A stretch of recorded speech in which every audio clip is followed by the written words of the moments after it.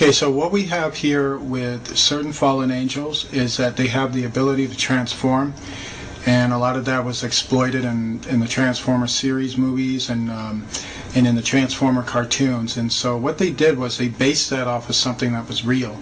And so what we have with fallen angels is not what people think. It's not the touched by an angel version with these guys.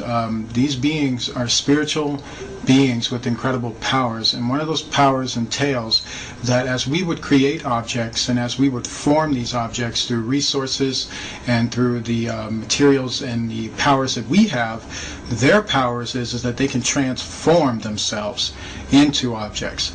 And so we're talking objects that look like space-age vehicles and planes. We're talking about objects that basically look like other entities. They can transform into a creature. They can transform into a ship. They can transform to even look like the implements that we have. They can literally transform themselves to disguise themselves as a car, as a plane, and as a lot of different type of objects. There's really nothing they can really do in terms of transforming. We do know that when it comes to the fallen angels, they don't have as much power as they normally would in terms of their transforming abilities, but they do have them at a very good length. So they're not totally depowered. And so a lot of them like to transform into ships. A lot of them like to transform into certain objects. A lot of them like to transform into basically UFOs, basically planes, basically other looking creatures. And sometimes it gets sporadic. You know, sometimes they kind of, you know, from a lot of the transforming and using the powers that they use in our dimension, it kind of weighs heavy on them. You know, they can't always maintain it.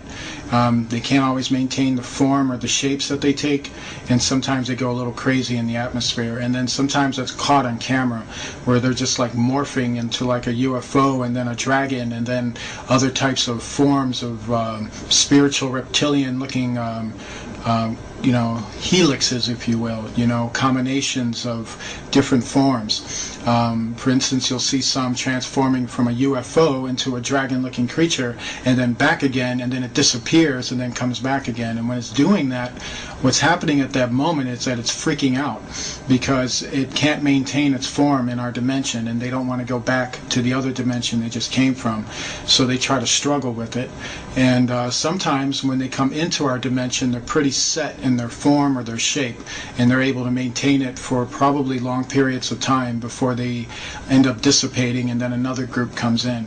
And so there is a weakness to them, but we don't have the weapons to really combat them, to tell you the truth. I mean, fighting them is like throwing sticks at them. It's not going to work. You know, you can throw a nuclear warhead at them, and that's not going to work. You can shoot bullets at them, and that's not going to work.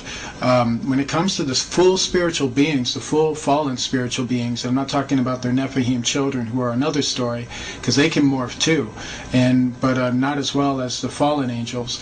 The fallen angels, to understand them, they're usually balls of light, and then they have demons that can also appear that way.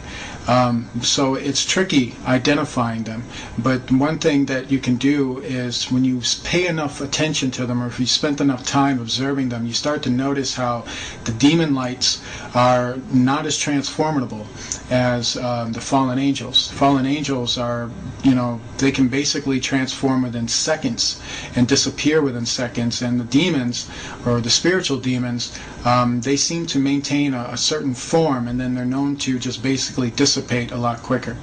And so that's probably the only way you can tell on that end, you know, when it comes to these beings. You know, aliens are two types. You know, aliens, is what people will know them, are actually fallen angels. And fallen angels have more power than people think. They're more creative in their deception than people think. Fallen angels like to pretend to be aliens.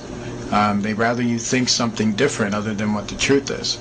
And then you have the Nephilim, who the Bible says were the children of the fallen angels, and they too still exist, and they too have been mistaken as aliens. And so what we have, like in the time of Enoch, when the book of Enoch was talking about it, it very much confirmed that there was a time when these beings lived on earth, and they came from a dimensional world, And they actually came, through portals, basically. Enoch saw them coming from another world, literally another world beyond our world, and that has nothing to do with the solar system or the galaxy or how we would know the universe. This universe of theirs is behind our universe, and they can open up doors, spiritual doors, basically, portals that have spiral shapes, and they resemble 666 shapes, and they basically come through the portals. And when they do, they tell people they're aliens, or they tell people they're gods, or they tell people that they came from Jupiter or from Mars, and they tell people they're going to solve all their problems. And then when people deal with them, and this is our rulers, by the way, our rulers make deals with them, and even if it involves hurting us, they'll make those deals with them. Złe duchy będą was zwodzić, bo odwróciły się od Pana i są kretynami.